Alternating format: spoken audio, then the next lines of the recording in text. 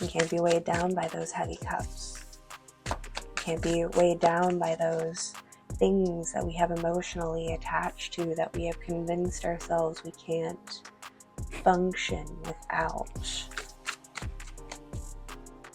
Because those things that we have developed dependencies on are the very poison that needs to be cut out.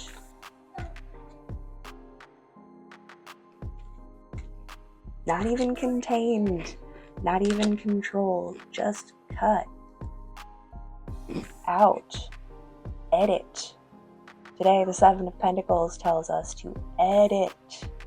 Edit ourselves. Edit our interactions. Edit your life.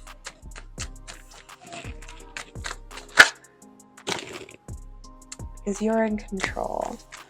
You're in control of your own destiny. You are in control of this destruction. Because this destruction is for healthy construction. This destruction, this tower, is handcrafted by this magician who has planned this out down to the T. What is going to come down? What will be struck down? What will be eliminated? And it will move quick. It will move fast. It will be swift when this action comes. But it is planned.